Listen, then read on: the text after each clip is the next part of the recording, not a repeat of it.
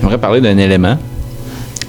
J'ai l'impression que dans ma vie, il y a des patterns que j'aime qui se répètent d'une vie à l'autre. Des choses particulières. Des fois, c'est dans les micro-détails. J'ai l'impression que... Puis en même temps, on peut aussi passer... En tout cas, c'est ma théorie. Là, je m'amuse à pousser la réflexion au maximum. On peut aussi aller dans une vie qui est complètement à l'opposé de ce qu'on est, mais je pense qu'on aime traîner avec nous des outils qu'on a accumulés d'une vie à l'autre. Surtout si on a un objectif qui n'est pas atteint. Tu veux atteindre un objectif. Qui n'est pas réglé. J'ai un dossier que j'ai parlé dans mon livre. Moi, c'est le gars, ça il a pris 900 ans avant de régler son problème. Ça en fait des vies, ça. Tu sais, il a tué sa mère, puis il a tué je sais pas qui, puis je sais pas qui, puis là, c'est des conséquences. Ça a pris 900 ans avant que ce dossier-là soit réglé d'une vie à l'autre. Il aurait pu tricher, mais c'est pas ça. Faut pas qu'il... parce qu'il se serait, ne se pardonnant pas, il se serait pendu à chaque vie. Là. C'est pas ça qu'on veut. On veut que tu réalises c'est quoi prendre une vie comme ça, celle de ta mère. Tu sais. Fait que c'est ça. Alors oui, je le pense que d'une vie à l'autre, on peut traîner le même maudit karma ou des extraits de karma, puis les mêmes outils, puis essayer de raffiner le processus. Ou ce qu'on trouve beau dans la vie, ce qu'on aime regarder. Ça peut être la musique, ça peut être... C'est ça. Tu sais, je vais donner un exemple. Chez nous, on a un grand bain.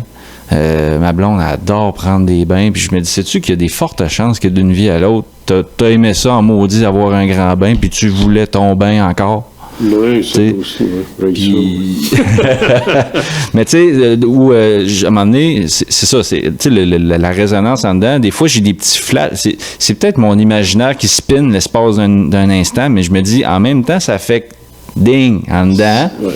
Puis c'est là que je fais pourquoi j'ai pensé à ça. À un moment donné, je donnais le bain à ma fille, je lavais les cheveux, puis l'espace d'un instant, quand je me suis mis les mains dans l'eau, j'ai eu un flash, je me voyais comme dans l'époque égyptienne ou romain, puis je voyais que j'étais dans une bassine en pierre, puis on était riches, puis on était heureux. Puis, je sais pas, tu sais, mais c'est une fraction de seconde, c'est juste une image, bang, une photo. J'ai vu une photo, paf. Pourquoi j'ai pensé à ça? Juste un mot sur la résonance, là. La résonance ne dit pas que c'est vrai, la résonance ne dit pas que c'est pas vrai, la résonance dit « tiens-en compte ». Tiens-en compte, ouais. Tiens-en compte. Fais juste en tenir compte. Tu vois un livre, tu vois un site, ça résonne. Ça ne veut pas dire que c'est vrai, mais lis-le. Si c'est un article, lis-le. Tu ne sais pas ce que ça va t'amener, tu ne sais pas encore, tu ne sauras peut-être jamais, mais lis-le. Il faut que tu le lises. La résonance, c'est ça. C'est que tu vois un sentier, explore-le. Oui, c'est ça. Ouais. Alors toi, tu as eu ce flash-là, ben t'en parles.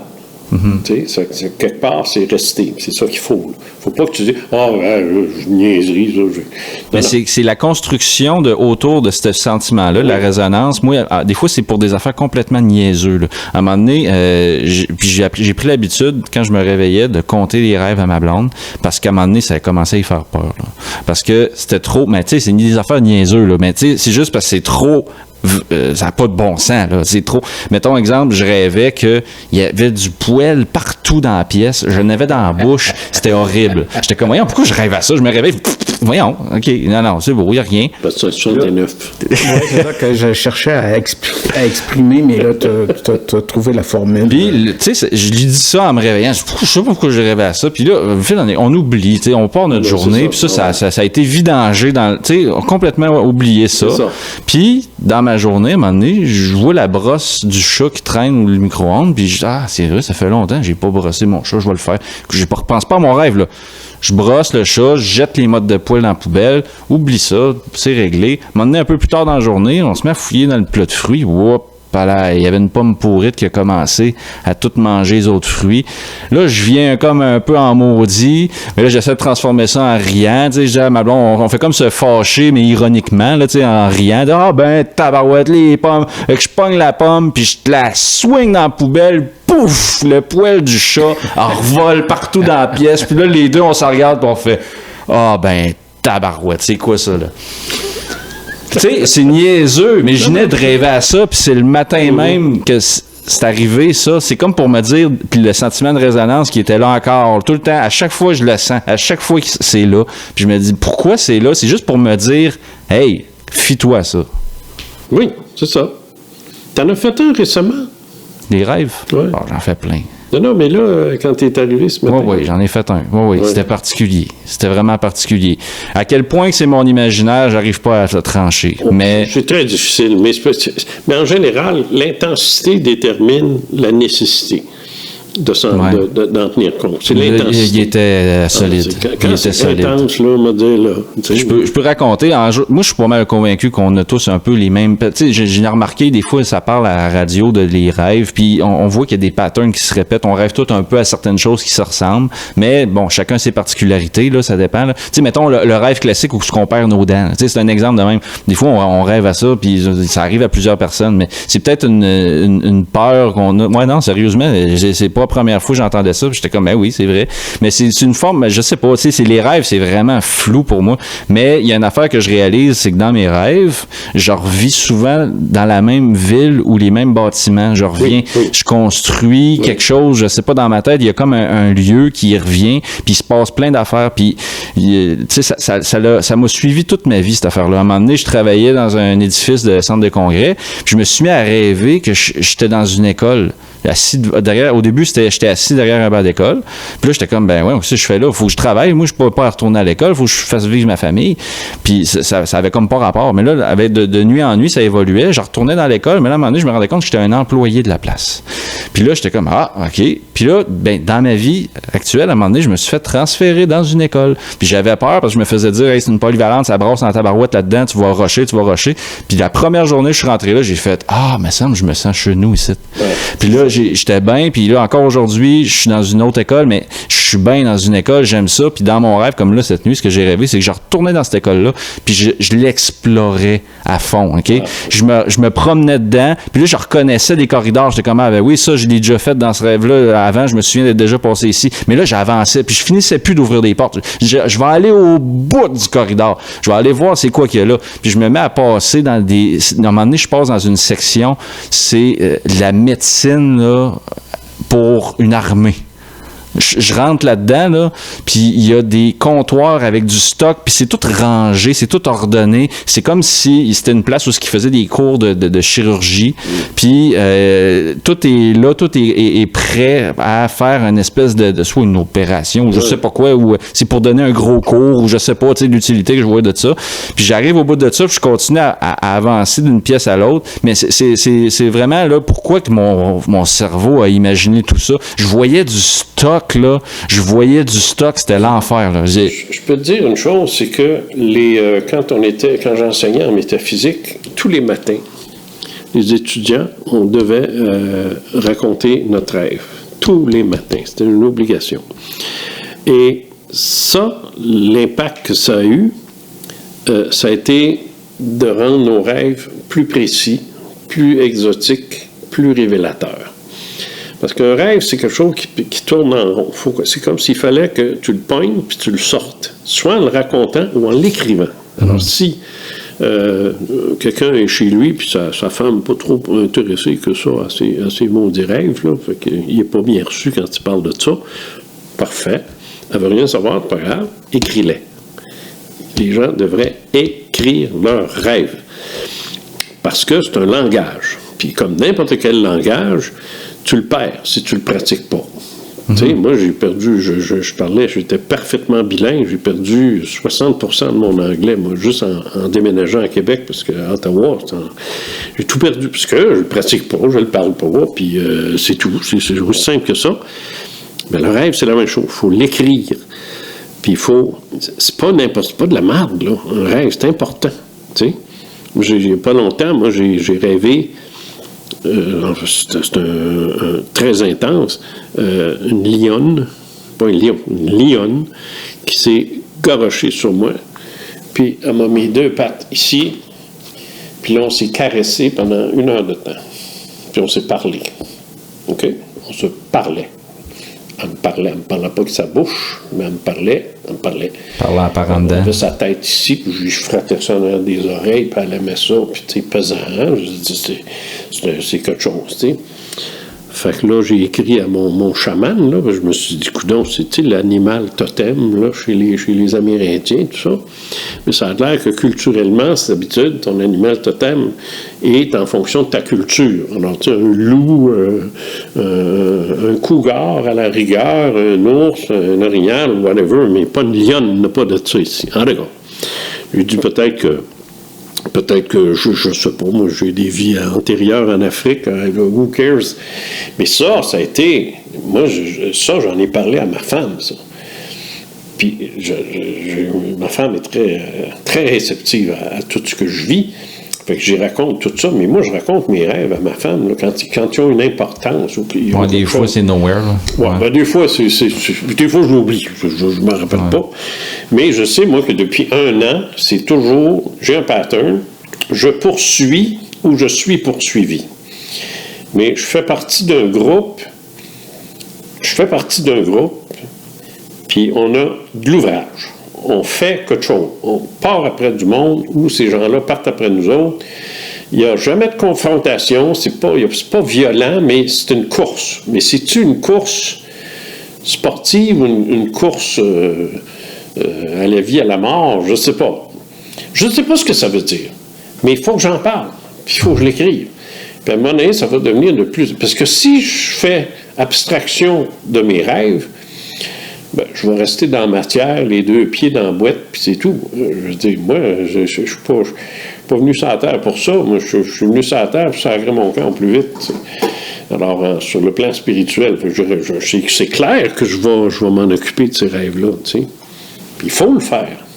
C'est important. Mais tu vois, une lionne qui te saute dessus, c'est une agression, quelque chose dont tu peux avoir peur sur le coup, mais qui se révèle être quelque chose d'enchanteur. Ah, ben oui. Puis j'ai pas eu peur quand je l'ai vu s'en venir, par exemple. Ah, OK. Ah non, j'ai pas eu peur, mais j'ai dit que c'est ça. C'est parce que ça se trouve être, tu fais la paix avec quelque chose qui est très gros dans ta vie.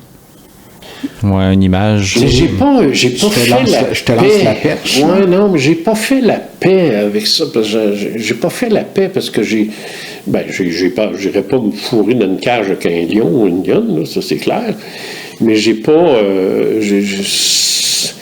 J'ai d'autres bébites que ça qui me font peur et qui n'ont même pas à bouger. T'sais. Mais ça, non. Mais quand je l'ai vu s'en venir, je me suis dit, mon Dieu, qu'est-ce qu'elle fait là? T'sais. Puis quand elle s'est levée, puis elle m'a dit, c'est pesant en joie le vert. Mais tout de suite. C'est l'amour. Là. Oui, tout de suite. Puis là, mes appréhensions, toutes légères, sont disparues, mais c'est pas quelque chose que j'ai dompté. Mais moi, je fais une lecture de ton rêve qui m'apparaît absolument évidente dans ce que tu vis depuis quelque temps, où tu as pris une décision. Ah oui, c'est vrai. Tu t'es senti bien pour avoir pris cette décision-là, puis c'était une affaire... C'est ça que mon chaman m'a dit, parce que j'y ai écrit, parce que il est chaman amérindien, les animaux totems, il connaît ça. C'est un peu ça qu'il m'a dit aussi, c'est que c'est charnière, tu sais, c'est des mots, quand quelque chose comme ça arrive, là, c'est de nouveau, tu sais, hop, là, il vient d'arriver quelque chose, une conclusion. C'est une conclusion, ça, quand tu as un gros animal comme ça, puis que tu le flattes, puis tout ça, puis on s'aimait, hein, je veux dire, c'était de l'amour, ça, là. Mais c'était pas une femme humaine, c'était une bête, une lionne. On n'ira pas bien loin, là, tu sais. On ne dépassera pas ça, le stade du... parce que là, tu sais pas où est-ce que le lion y est, lui, tu sais. Il n'était pas là, lui. Ouais. Pas là. Mais ça, ce qui m'a intéressé, c'est comment ça se fait que c'est une lionne et non pas un lion. Ça, c'est niaiseux. C'est parce que tu es hétérosexuel. Oui, il y a ça aussi. Ça aide, ça. C'est vrai que commencer à gosser après un lion, puis ils aiment ça, eux autres, les morts lions. L'enfer. J'ai un exemple assez flagrant dans un de mes rêves à un moment donné. Je me vois dans une game de baseball, mais tu sais, vieux, avec le vieux cuir, là, vraiment, j'étais là-dedans. Là. J'ai jamais connu ça de ma vie, ce style de baseball-là. Là. Je sais pas c'est quelles années exactement, là. Mais... 1920, 1930, tu regarderas le film avec Kevin Costner. Ah, Chant de rêve? Ouais. Ah, ça doit être ça d'abord. Ouais, je l'ai vu ce film-là quand j'étais jeune. OK. Bon, il faut croire que j'ai pigé ça quelque part. Puis, il y a quelqu'un qui vient me voir, la balle, elle revole en dehors du champ, comme si elle n'était pas supposée arriver ici. Elle arrive à côté de nous autres. Moi, j'étais avec ma blonde. Je pense que mes enfants étaient là. J'ai ce détail-là, ne me revient pas. Puis il y a un joueur qui arrive, il sort du champ, puis il prend la balle, puis il nous regarde, il fait « Ah, mais vous êtes des Girondins! » Moi, je recule, là, je fais « C'est quoi ça? » Puis mon rêve arrête, je me réveille en disant « C'est quoi ça, Girondins? Je connais pas ça. » Puis là, je me suis mis à fouiller. J'ai fouillé sur Internet, puis j'ai vu que ça avait rapport avec dans la Révolution française. Ben oui. Puis j'ai fait, ça existe pour vrai, Girondin, c'est un mot qui existe. Je pensais pas, tu sais, dans ma tête, c'est coudonc, il y a un bonhomme dans mon rêve qui a improvisé un mot, mais finalement, c'est quelque chose qui existe. C'est quoi déjà des Girondins? C'était comme c'est un club politique. J'ai les Huguenots en tête. Style FLQ du Québec, là, ils se sont tous fait pendre toute la gang. Les artisans de la Révolution. Ouais. Ça. Parmi, c'est parce qu'ils sont tous Qui ont décidé de clencher roi, puis bon... ça a été la terreur, le règne de la terreur avec Robespierre, puis tout ça. Mais les Girondins comme tels, là, oui, c'est le Club des Girondins. C'est une association politique. Puis je suis pas du genre à m'intéresser à la politique, zéro. À la base, peut-être, au travers d'une émission de radio, je vais suivre, pas la mais politique comme l'histoire. Moi, même pas. Pas tant. L'histoire, l'école n'a pas aidé à aimer ça. Je pognais des profs poches. Fait que, mais l'histoire au Québec est une des matières les plus mal enseignées que c'est épouvantable. Même la musique, ils ont réussi à m'échapper. La musique, pour moi, c'était de la flûte à bec, puis c'était plate. Puis à l'école, je sentais pas que j'avais ma place à l'école quand j'étais jeune. Welcome to the club. Quand j'ai fini mon secondaire, ça a comme fait soulagement, puis je suis parti ailleurs. Ouais. Mais bref, tout ça pour dire que le maudit Girondin, là, je comprends pas où c'est que je suis allé piger ça, puis ça a apparu dans ma tête. C'est quelqu'un qui est venu te le dire. Il y a quelqu'un qui est venu me le dire. Que t'étais ça. Puis j'ai comme reculé, j'ai dit de quoi qu'il parle, lui? Puis, tu sais, fait que là, il y a un indice, là. Là, tu m'agaces en maudit. Je vais aller voir plus tard, je vais aller voir c'est quoi les Girondins, je vais aller au bout de ça. Mais... Les Léonard, voir si un... Ah, même pas, non, zéro, parce que Léonard, ça part. Mon père a été adopté dans la crèche Saint-Vincent-de-Paul. Il s'est fait donner ce nom de famille-là par l'Église. Ah, fait que tu n'as aucune idée de l'origine de ton vrai nom, tu sais pas. Ah, au moins. Because ton père est adopté. Ouais. T'as pas le nom de famille authentique. On n'a jamais été capable de retracer sa mère biologique. Puis, à ce moment-là, tu peux. Il y a des kits de génétique. Comme s'il fallait oublier. Comme s'il fallait oublier. Moi, je crois pas à ça. Moi, je crois bien plus à une vie antérieure que un souvenir chromosomique, là, comme certains ont voulu le dire. Ben, Charot est un de ceux-là, les chromosomes mémoire. Voyons donc. Oui, parce que le mot chromosome était le mot buzz scientifique, pseudo-scientifique, tout le monde, c'est les gènes. Ben, c'est ça. C'est le quantique, là. Ouais. On est en train de changer de registre, là. Tout est rendu quantique, là. Ben, tout l'est aussi, mais les chromosomes mémoire, c'est que dans mon livre là, que je te parlais, là, La mort, là, je l'ai déboîté, ça, cette affaire-là. Parce qu'un des dossiers les plus hot que j'ai, le petit gars, il raconte tout ce qui est arrivé, puis là, quelqu'un arrive et dit « Ah, c'est des chromosomes mémoire de ses ancêtres. Ses ancêtres. C'est parce que lui, il est blanc. Puis son ancienne vie est noire comme le poil, tu sais. Puis lui, son origine est de Londres. Puis let's go, blanc, plus blanc que ça, tu meurs. Tu sais. Complètement séparé. Alors, puis ça fait pas longtemps. Sa dernière vie, c'était on s'appelle ça la guerre de sécession. Christy, ça fait 100 ans, 150 ans. Fait que lui, il n'y a eu aucun noir dans sa lignée. Alors, c'est pas des chromosomes mémoire, tu sais. Ça, c'est une niaiserie-là. Moi, je ne crois pas à ça. La génétique n'a rien à voir là-dedans.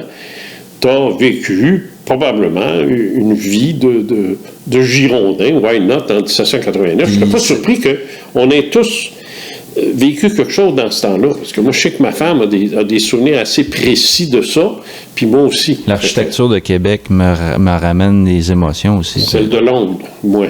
Celle de Londres, oui. Ouais. Mais l'architecture de Québec est anglaise. Faut pas t'oublier ça. C'est pas français, ça. Non, ça veut pas dire que c'est vers la France, ça va se diriger, mais il y a de quoi là. À chaque fois que je me promène dans le Vieux-Québec, il y a de quoi là. Faut que tu fasses attention parce que l'architecture québécoise, elle n'existe pas. Française, je veux dire, elle n'existe presque plus. Tu vas la retrouver en bas près de la traverse de Lévis, là, c'est pas ça, Place Champlain. Royale. Hein? Place Royale. Place Royale. Je pense que c'est de là que je tout. parle, moi. Ouais, Ah, okay. si c'est de ça que tu parles, OK.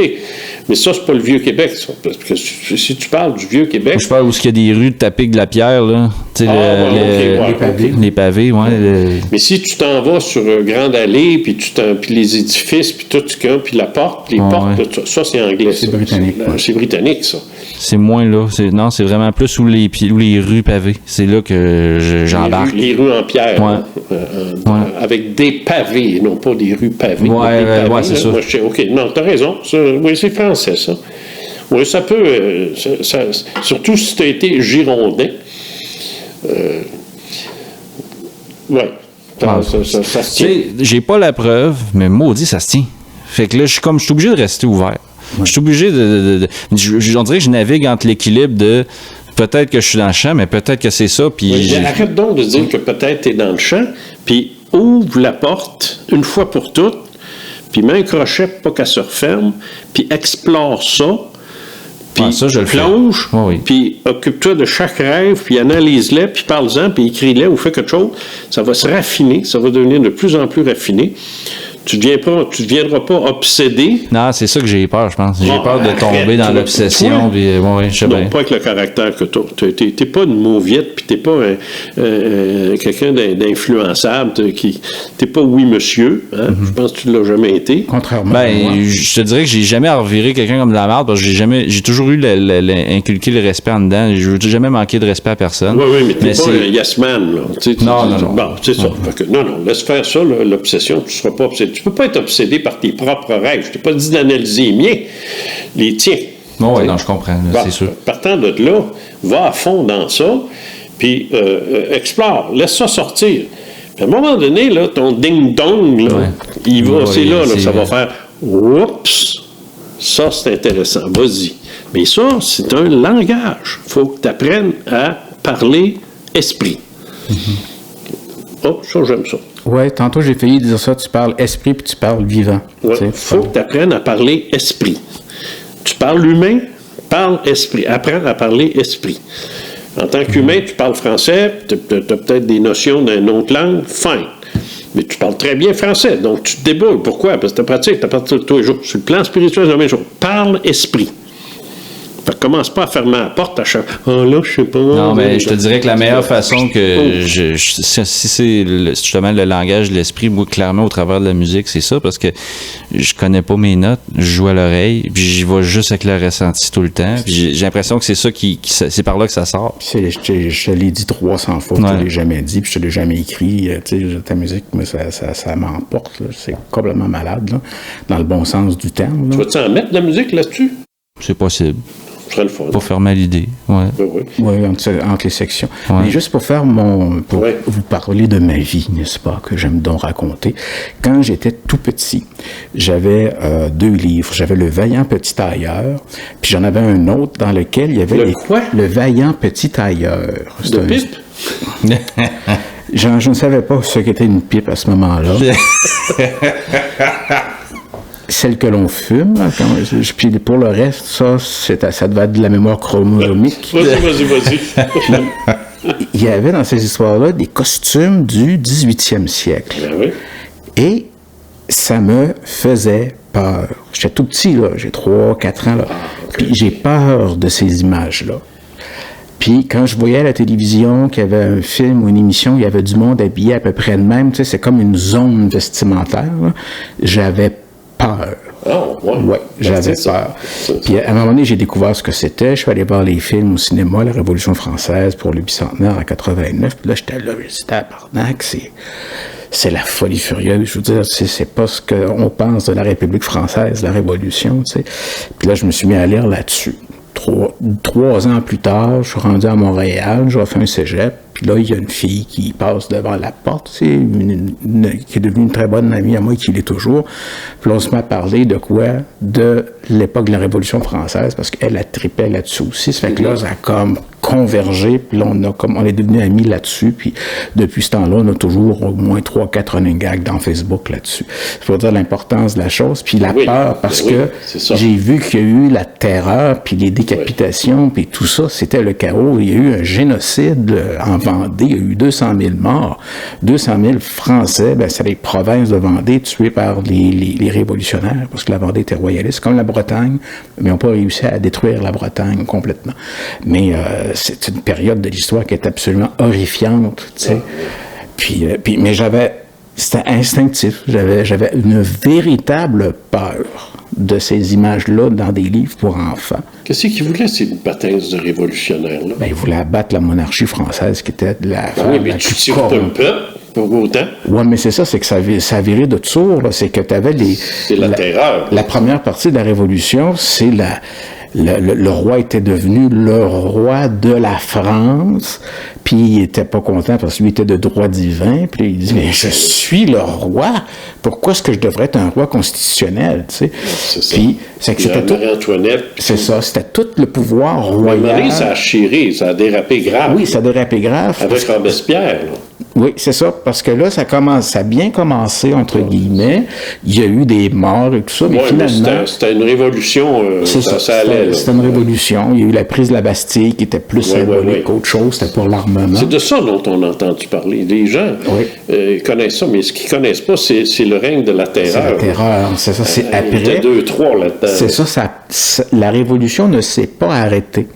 Donc, elle a commencé à manger ses propres enfants ça a fait sortir tous les trous de cul qu'il y avait partout. Oui, Marat, un gars qui s'appelait Marat, puis il disait « Je veux 100 000 morts, 100 000 morts. » Il venait de sortir de son procès, puis 100 000 morts. C'était la folie, là. C'est ça. Le yab était pogné, là. C'est ça. Puis là, ils ont décapité le roi, le 21 janvier 1793. C'est la même date où le drapeau du Québec a été mis au Parlement. Puis, ils ont décapité Marie-Antoinette, puis là, il y a comme eu un... Là, on vient de tuer le roi, on vient de tuer la reine. Ils sont partis. Les nobles. Oui, puis les fâchés, là, ils ont continué. Ils allaient chercher des... C'est parce qu'ils étaient fous dans leur tête. C'est quand tu laisses la bride... En tout cas, ce que j'essaie de dire, c'est quand un fou qui dirige des gens faibles d'esprit, ça vire automatiquement au désastre. Ben, c'est ça. Puis c'est Danton, à un moment donné, qui était avec Robespierre, qui était un des... C'est ça, Marat, Danton puis Robespierre. Oui, puis Desmoulins. Puis eux autres, c'était les gars de l'époque du siècle des Lumières, qui était le 18e siècle. Mais là, t'as une gang de voyous, Marat, t'as le gars qui avait son journal. Robespierre, il t'a pas piqué des verres non plus. Non, Robespierre, c'était un cas là, de DPJ, là, tu sais. Puis là, c'est les bombes qui ont pris le pouvoir. Fait que là, oui, mais là, ils décapitent quelqu'un parce que on a cru sans dire qu'il y avait eu une sympathie pour le roi. Mais les Girondins, c'est ceux qui se sont fait scraper ou c'était des bombes de même? Les Girondins, c'était un club de crinqués. C'était parmi les crinqués. Bravo, jeune homme. Il y en avait j'ai été un salaud. Il y avait les sans-culottes, il y avait les Girondins, il y avait une couple de factions politiques, puis c'est ceux qui ont commencé à se manger entre eux autres. Puis le jour où est-ce que la machine révolutionnaire a décapité Robespierre, Danton, puis Desmoulins, là, considère que la révolution est terminée. C'était fini, parce que là, c'est sûr, le serpent s'est mangé la queue. Mais là, qu'est-ce qui arrive? Puis l'Ouroboros. Et là, qu'est-ce qui arrive? C'est Napoléon. Parce que tous les pays autour de toutes les familles royales, d'Autriche en particulier, qui a donné sa fille Marie-Antoinette en mariage à la France, il prévoyait d'envahir la France puis de remettre la monarchie. Mais là, Napoléon arrive. Fait que là, c'est les guerres napoléoniennes, la France s'est faite respecter, puis... Là, il est arrivé, il est rentré dans l'église la superbe église, puis il a arraché la couronne des mains de l'archevêque, je sais pas qui. Du pape, puis il l'a mis sur la tête, puis il s'est couronné empereur. Fuck off. C'est ça. Il a l'histoire... ça vite, lui. Ouais. Puis l'histoire, c'est un cloaque. Qu'est-ce qui est écrit dans les livres? C'est écrit avec des mots, c'est pas l'émotion, c'est pas l'air du temps non plus. C'était une époque... Finalement, les maudits Français, qui ont perdu toute leur guerre, incluant celle contre les Allemands, incluant celle contre les Britanniques, incluant celle contre je sais pas qui, la seule qui ont gagné, c'est contre eux-mêmes. Ouais. Ils n'ont pas à se faire aller à la gueule trop fort. Hein? Non, mais quand même... Ils n'ont pas de leçons à donner à personne. Oui, mais la Révolution, une fois que ça s'est calmé... Là, oui, mais reste quand même que c'est le seul combat qu'ils ont eu, c'est contre eux autres. Ouais, tous les autres, ils ont perdu. Ça établit la modernité, ça établit les droits de l'homme, ça établit a commencé en Grèce depuis 3000 ans. Oui, mais c'était disparu un peu, tu sais, depuis que ça cessait en Grèce. Là. Mais c'est ça, on vit dans un monde moderne, notamment parce qu'il s'est passé ça. Oui, tu sais, je veux dire, monde moderne, là, relaxons nos sphincters, là, tu sais, il n'y avait pas rien qu'eux autres, là, qui évoluaient et qui avançaient. Là. Oui, mais pour l'Occident, ça a commencé là. Ouais. On a dû se taper 2 guerres mondiales au 20e siècle. Puis ça l'a rapproché politiquement et culturellement l'Europe. Fait que c'est ça, là. T'sais. C'est quand même incroyable que les Allemands sont responsables des plus grands massacres qui ont jamais sévi sur la planète. La Première et la Deuxième Guerre mondiale. C'est toujours qu'on déclenché les deux. Mais c'est quand même quelque chose. Le génocide des Premières Nations dans les 3 Amériques, il doit y avoir il y a plus de morts là-dedans que durant les guerres mondiales. Là. Non. C'est des millions de personnes. Ouais, regarde, juste la deuxième, c'est 60 millions. La première, 20. Ça fait 6, 7, 8, ça fait 80 millions. Ça sera de battre ça avec des Indiens, toi. Ouais, il y avait même pas ça ici. Il y avait plus que 80 millions d'Amérindiens dans les 3 Amériques. Jamais de la vie. Oui. Dans les 3 Amériques? Ben oui, parce qu'ils ont été tués. Oui, mais là, tu parles des Français, des Anglais, des Américains qui sont devenus les Américains, puis après ça, tu parles des Espagnols, des Portugais. Ouais. Mais moi, je te parle d'un peuple qui, à lui seul, a causé plus de 80 millions de morts. Puis aujourd'hui, ils sont tous fins, ils sont tous corrects. Ouais, c'est comme si paisibles. Collectivement, c'est fini. Le cauchemar est terminé. Il ne reste rien de ça. Ouais. Les Japonais, c'est pareil. Ça, c'est quand même assez... Mais c'est comme... On peut comparer ça à un individu qui passe une crise majeure dans sa vie, puis que là, le méchant, entre guillemets... Oui, mais là, s'il se met à tuer un paquet de monde, moi, il va rester en prison. Oui, mais là, c'est à l'échelle d'une nation. Oui, je comprends. C'est des mécanismes ça, un serial killer qui est le lendemain matin, il adopte des petits chats, là. Non. Non. Tu regardes ton Dexter, toi.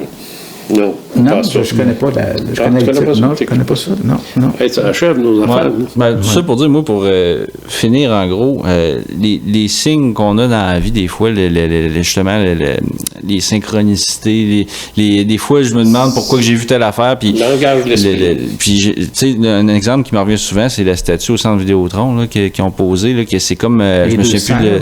Non, c'est les joueurs de hockey qu'on voit juste dans un angle, puis les autres qui sont autour, ils ne voient pas le joueur de hockey. C'est fait pour toi. Quand il t'arrive quoi, c'est pour toi.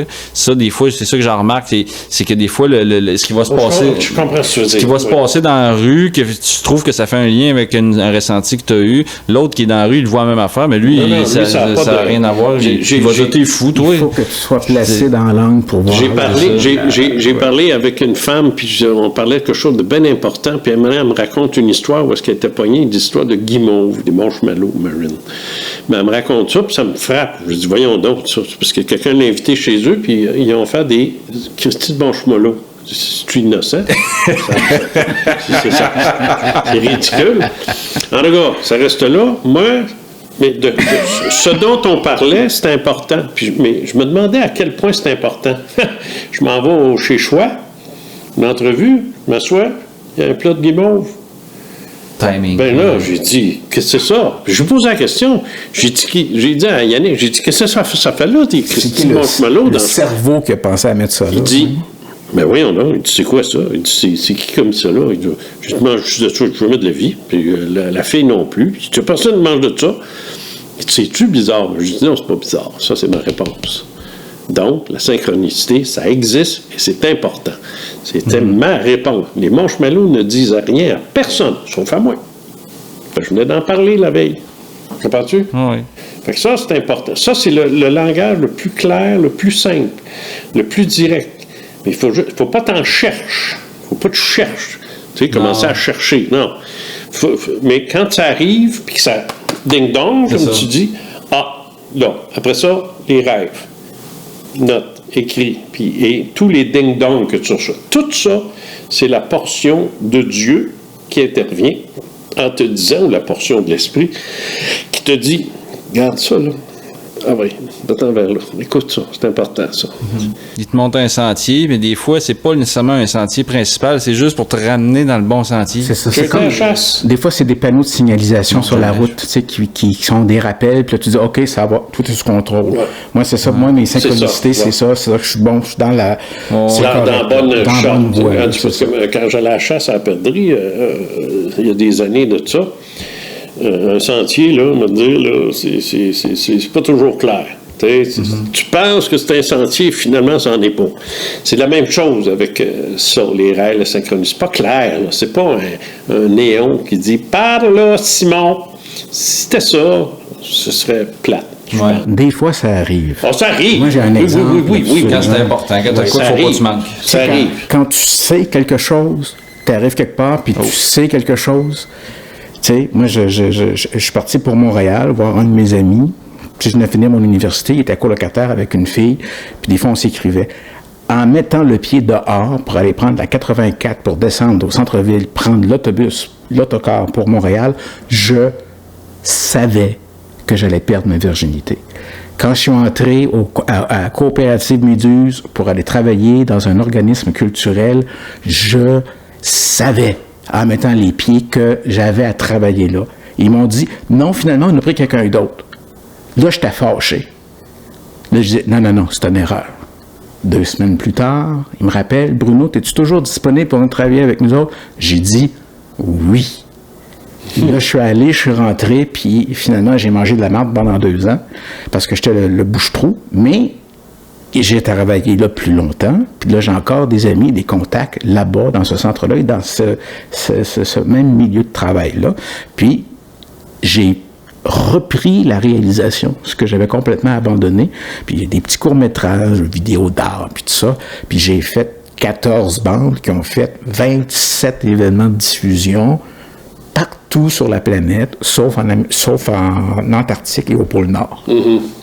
C'est que là, c'est pour ça que je savais que j'avais d'affaires à être là. C'est ça. Puis perdre ma virginité, ben je le savais. C'est ça que j'attendais, là. Ça, c'est pas une nouvelle ben. Ça, c'était le bout du bout. C'est le bout qui t'a dit qu'il te mettait dehors, ça, là. Fait que... Non, c'était comme plutôt libertarien, puis c'était pas clair, c'était pas net. Puis et t'as couché avec. J'ai couché avec la fille, puis une âme charitable comme ça, qui s'est dévouée à l'épanouissement de ma vie sexuelle. Je la remercie encore, Nathalie. Merci. Puis le pire, c'est que je l'ai revu au cégep, puis je l'ai revu sur le coin de la rue. Es-tu en train de la creuser, là? Tu sais, regarde, Jean, j'ai 55 ans. Ouais, c'est pas fini. Là, c'est l'entrepose. Fait que là, je pense à mes affaires de jeunesse. Ah, mon Dieu. J'avais 70, c'est quoi? Tu sais, dans le temps où t'avais... C'est dans le temps où j'avais des érections, rien qu'en me frottant sur le bord du frigidaire, j'avais une érection. Là, c'est fini, ça. C'est terminé. Il faut que je vois ma médecin, pour savoir si je peux prendre du Cialis puis du Viagra. Puis, fais-toi. Il y a de la crème avec du stuff, là.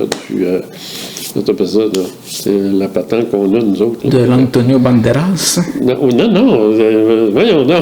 La testostérone. Oui, c'est ça, la testostérone. C'est bien plus ça que n'importe quoi d'autre. On en produit moins en vieillissant. Sur la peau, ouais, c'est ça. Mais... Viagra, c'est de la merde, ça. Je le vieillis. Ça a l'air, je m'en vais vers ça.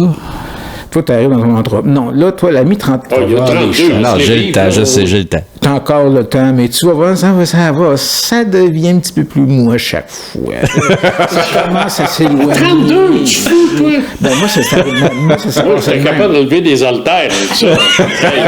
Oui, écoute, Jean, t'es fait de même que si tu veux, je te dise. Moi, j'ai des.